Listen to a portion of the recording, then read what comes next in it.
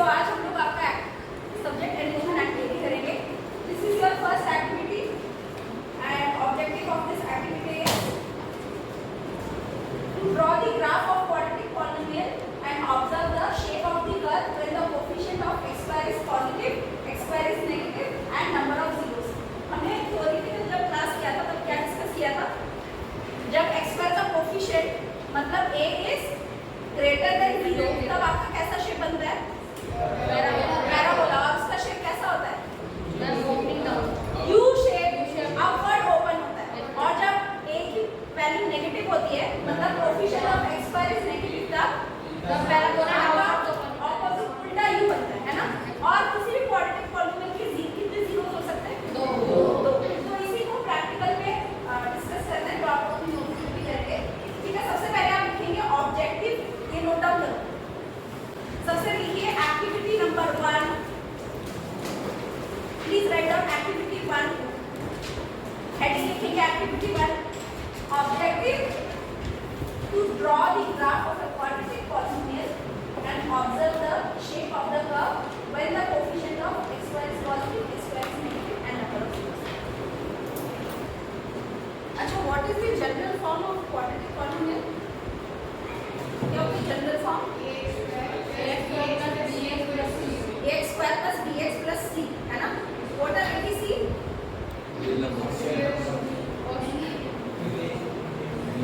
बोलो. Any real numbers है ना. और क्या कंडीशन होती है? a should not be equal to 0. ठीक है. यहाँ तक लिख लिया सभी ने. So इस एक्टिविटी के लिए हमें क्या क्या मटेरियल्स की जरूरत है? मटेरियल्स रिक्वायर्ड टू लिखो ग्राफ पेपर, एडहेसिव मतलब फेविकोल और pen, pencil, eraser and scale. ठीक है. ये सारा मटेरियल लगेगा. लिखो material required. So next procedure. Heading देंगे प्रोसीजर एंड आप अपनी रफ नोट निकालो. थोड़ा कैलकुलेशन आपको करना पड़ेगा. ठीक है. केस 1 सबसे पहला केस डिस्कस करेंगे when the coefficient of x square is positive. ठीक है. तो तीन केसेस है इसमें. पहला केस हम लेंगे when the coefficient of x square is positive. Consider the quadratic polynomial fx equal to x square. ठीक है. अब हम आगे 9th क्लास में लीनियर इक्वेशन को वेरिएबल किया था. ग्राफ में प्लॉट करते हैं, उसमें आप सॉल्यूशन टेबल बनाते हो. बिल्कुल सेम वे हम लोग भी पहले सॉल्यूशन टेबल निकालेंगे for the given polynomial x square. ठीक है. सो सपोज मैंने x की वैल्यू ली 0. तो fx की वैल्यू क्या आएगी? x का स्क्वायर. 0 का स्क्वायर क्या होगा? 0. अगर x की वैल्यू मैं 1 लेती हूँ तो fx की वैल्यू क्या जाएगी? 1. Square of 1 is 1. अगर x की वैल्यू मैं -1 दूंगी तो fx की वैल्यू क्या जाएगी? 1. -1 का square is also plus. Then 2 का स्क्वायर 4. देन -2 का स्क्वायर 2. अच्छा 4. ठीक है. अब हमने सॉल्यूशन टेबल निकाल दिया अपने इस पॉलिनोमियल के लिए. अब इस सॉल्यूशन टेबल को आप ग्राफ में प्लॉट करो. ठीक है. ये सॉल्यूशन टेबल बना लो पहले. Please note it down and graph paper भी निकालो. प्लॉट करो. ग्राफ पेपर आ रहे हैं? So please start plotting these points on your graph and show me whatever shape you are getting.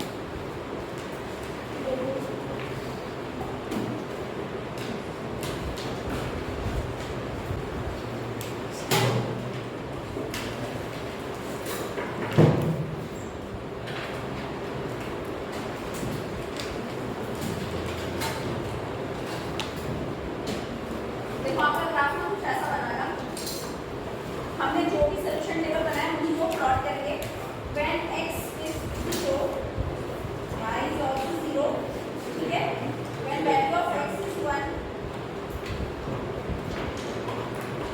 value of y is also 1.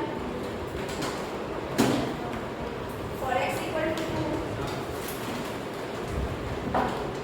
जो भी आपको solution table में मिला है x और y के पॉइंट्स उसे आप प्लॉट करेंगे ग्राफ पर.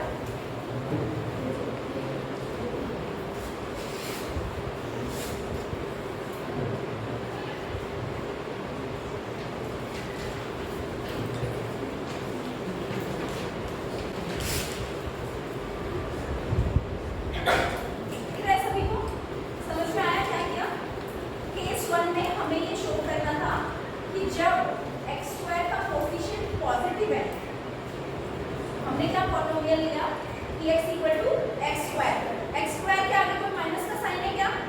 नहीं है। उसमें a की वैल्यू क्या है? For polynomial fx equal to x square इसमें a की वैल्यू क्या है? अगर आप इसे जनरल फॉर्म से कंपेयर करोगे a की वैल्यू क्या है? 1 है ना, तो ये तो पॉजिटिव हो गया।